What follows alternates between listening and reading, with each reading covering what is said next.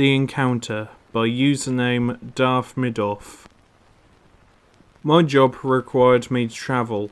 Over the years I've travelled many miles and seen many things. Now, as I wait to die, I remember the encounter that changed my life. It happened about 5 years ago, on a lonely stretch of highway in West Texas. I had just finished a job in San Antonio and was on my way to meet the person who hired me in El Paso. You see, the drive is usually about 8 hours if you count the food, the gas, and of course the restroom stops. I wanted to make it in 7.5 if I could, so I decided to skip food and leave San Antonio at night to avoid traffic.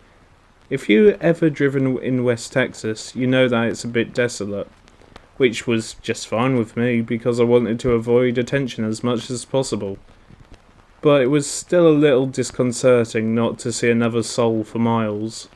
I didn't even acknowledge my unease while driving, but it was always there niggling at me in the back of my mind. It didn't claw its way out until I pulled into a rest stop to hit the hay. There were no other cars or trucks in the parking lot.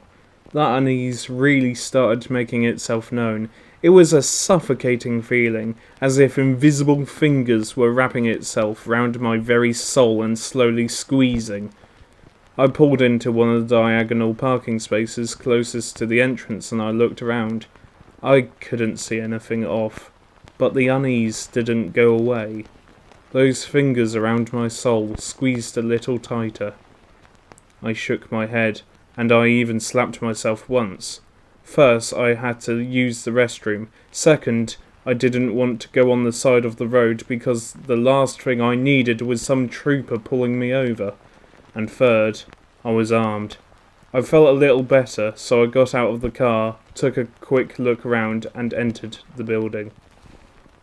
Now, this was a typical rest stop. Some vending machines in one corner, men's and women's restrooms, and a big fuck-off map of Texas on the wall between the two.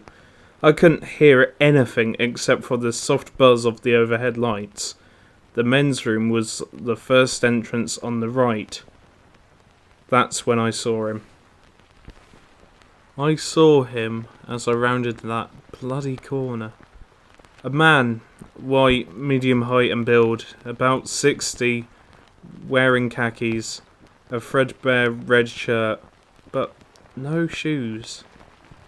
His fucking toenails looked more like talons, and his grey hair was dishevelled. His arms hung limply at his sides. He was staring into one of the mirrors and didn't turn around when I walked in. I froze at the entrance and stared at him. The fear was choking me now. Finally, he turned his head and looked at me. His unnaturally black eyes bored into me. They drilled into my soul and saw everything. All the depravities I had committed for money. In those eyes, I saw my victims. All of them, howling for me. I saw the latest one most clearly. A young man who had borrowed some money than he should have from the wrong people. I cut his throat and took his hands, because that's what the client wanted. I saw him wailing, as he had been when I was killing him, blood coursing down his chest. I soiled myself then. The man grinned, his mouth full of black teeth and stretching farther than it should have been capable of. He started walking towards me, his eyes locked on mine and that monstrous grin on his face. He stopped in front of me. He placed his hands on my chest and whispered, "Soon." I bolted out of the bathroom and out of the building. I got into my car and I sped out the parking lot and back into the highway. Now I kept looking in the rearview mirror, expecting to see him on the back seat.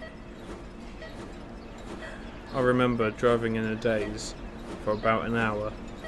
I stopped at the very first motel I could find, and I changed my clothes and I collected myself. I felt better after a shower and a stiff drink or two. I called the client and told him I'd be a bit late. I scolded myself for getting freaked out by some crazy homeless guy in a rest stop. I started to forget the sharp rages of the encounter and fell into a deep sleep.